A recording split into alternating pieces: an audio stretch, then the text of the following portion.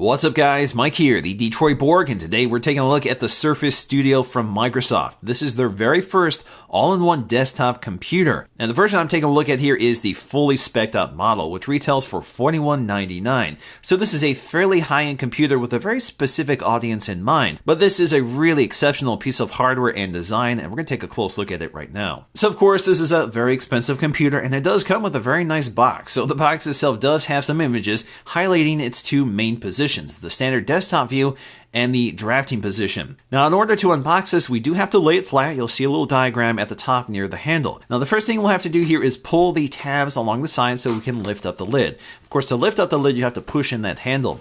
Once you lift up the lid, the first thing you'll see here is a lot of styrofoam and the computer itself, which is on this styrofoam pedestal. It looks like a giant tablet wrapped in plastic. Of course, we'll have to move this out of the way, but before we do that, you can see that it actually articulates. So it's in the drafting position when it's shipped, and all you have to do is lift it up out of the way and set it aside and get to the accessories that are also in the box. So we have three boxes to get out of the way. We have the keyboard and the mouse box at the top, so this is a long skinny box. We also have some paperwork which pulls out from the front of the box, and at the bottom of the box we'll find a triangular box that contains the power cable. The power cable itself is very smartly designed. It's actually designed to fit flushly with the back of the computer, so it's not just a standard power cable. The paperwork includes a few pamphlets, including a very glossy pamphlet highlighting some of the uses of the Surface Studio. Inside we'll find a much more practical user manual that explains how to connect it and how to power it on and many of the other features and ports. Now, getting to the accessory box, it comes with three accessories: the keyboard, the mouse, and the Surface Pen. So not included is the Surface Dial, which is a separate accessory. I also purchased this and it is coming later, and if you want to see that video, please let me know. So first up, we have the Surface Mouse, which is a fairly conventional mouse. It's all plastic with physical clicks for left and right buttons. We also have a scroll wheel, which unfortunately does not support side scrolling. At the bottom, we'll find a battery separator, so this prevents the batteries from making contact until you pull the tab. Now, another very cool detail here is that the battery cover is actually magnetic, so it's really easy to remove it and reinstall it. It's just a very slick design. Now, although it's nothing really fancy here, I actually really like this mouse. It has a really solid left and right click, which is very important, and the scroll wheel is very responsive and made of metal, so it feels very nice. Next up, we have the newest Surface Pen, which is designed to work with a variety of Surface products, including the Surface Studio. The pen itself is all aluminum, has a very nice rigid design, and does have a battery compartment, so it is powered.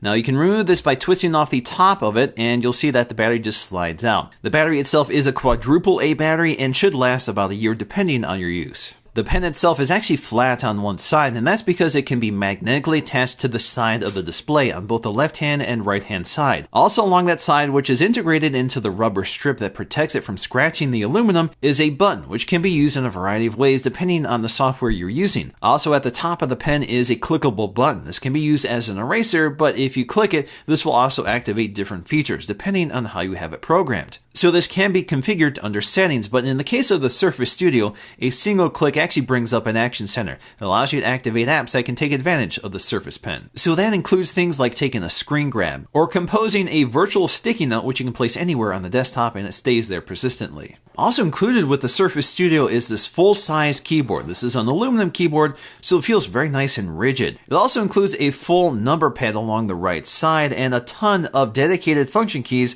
for things like bringing up the action center, showing your desktop, and a ton of other standard features such as media controls, volume, brightness, as well as search. Now, just like the mouse, it also has a magnetic battery enclosure built into the stand in the back. And you can see inside we'll find two AA batteries pre-installed, and if you want to activate it, you just have to pull the tab. Also along the other side, you'll find a Bluetooth pairing button. The keyboard itself does feel a lot like the previous generation of the Apple keyboard, the one before the Magic Keyboard, with a lot more key travel, but it does feel a little more solid and less wobbly. Now, getting back to the computer itself, it is wrapped in lots of plastic, but they do make it very easy to remove. So the first thing I want to do here is remove the styrofoam block that cushioned the computer when it was laying in its drafting position. We also have some plastic covering the chrome along the hinge. This protects it from scratching, and it's very easy to remove. All you have to do is pull up on the tab and it unzips. This works on both the left and right sides. We also have lots of plastic covering that very thin display, and we'll find tabs on all 4 sides. That makes it easy to remove this. Of course, I'm going to be very meticulous here and pull off each side so I can remove the plastic in one sheet. And lastly, we have some plastic covering the base, and you do have to lift it up in order to get access to the tab.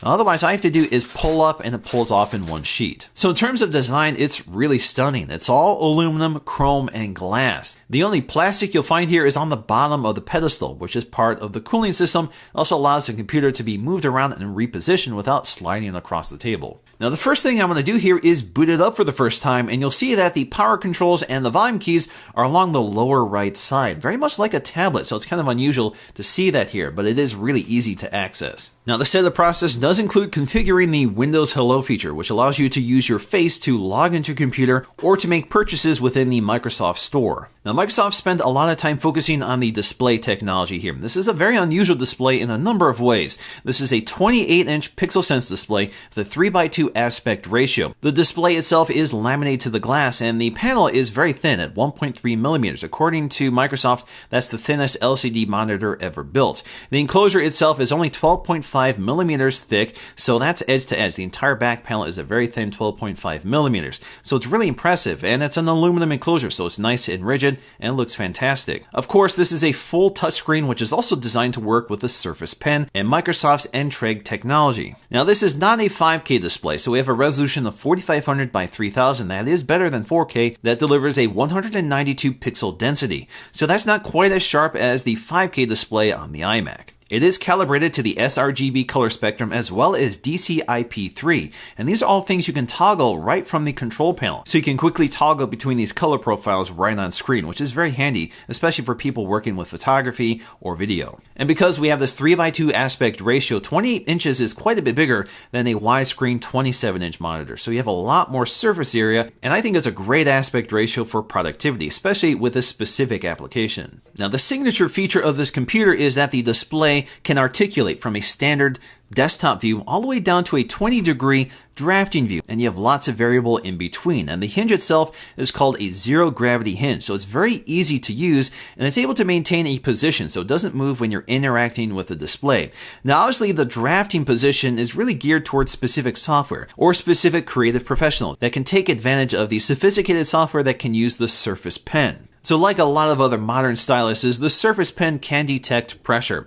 So of course, if you want a lighter stroke or heavier stroke, all you have to do is lean a little harder on the pen tip. There's also a sketch app that has been included, which is a great way of sort of exploring the capabilities of the hardware here without having to buy some of the more expensive software. So this computer really can keep track of a lot of inputs, from your fingers to the Surface Pen to palm and arm rejection when you're leaning on the display. Now, unlike most all-in-one computers, the base itself actually houses the electronics. So this is what powers the display that it's attached to. So our CPU, the fans, even the speakers are all built into this aluminum enclosure. The enclosure is surrounded by vents. There are 3 fans in here, which are designed to keep it cool and quiet, although it is noticeably audible, especially since it sits right in front of you when you're using the computer. So it's definitely louder than most all-in-one computers I've used, like the iMac, which places all those electronics behind the display and facing away from the user. Now, I wouldn't say it's loud, but it's definitely noticeable and something that's a little disappointing to me as a user. So in terms of specs, this is the top-end model. So that gets me a Core i7 quad-core,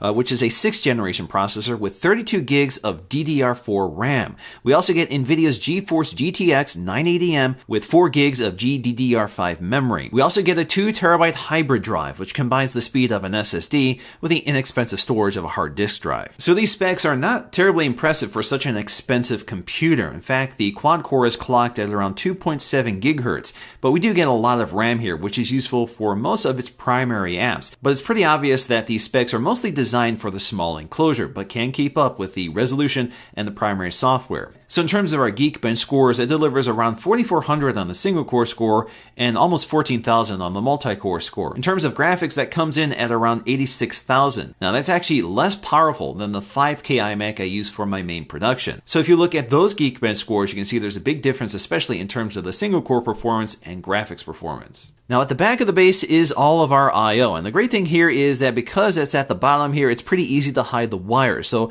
the wires don't snake up to the display and become more visible like it is on the iMac. But the I/O is a little dated here. We do get 4 USB Type-A ports, which are USB 3, so we get USB 3 speeds, but we don't have Thunderbolt here. We do get a display output, so if you want to connect an external display, you do have that, but unfortunately no Thunderbolt in this case either. Of course, we get a 3.5mm headphone jack as well as an Ethernet port, and we do get an SD card slot, which is somewhat inconveniently placed, but that's not terribly unusual in computers like this. Now there is a really impressive set of speakers built into the space. They're stereo 2.1 speakers with Dolby audio, and it's really impressive. They're extremely loud with a good amount of range, and it's pretty immersive. Initially, it was actually kind of hard to pinpoint where the speakers were because it sounded like it was coming from around the display. So it is a really nice set of speakers. The only problem here is that as soon as you lower the display, the quality changes a bit. So let's go ahead and demonstrate that. It does explain how to use the touch controls at the top, in addition to some of the voice commands you can use on this device. We also get a flyer that highlights some of the optional bases you can swap out, which includes both fabric and metal styles. Now if you look at the top center of the display, you'll see quite a bit going on here, including 2 cameras. One of them is a Windows Hello camera. So basically this is the face scanning camera that allows you to unlock the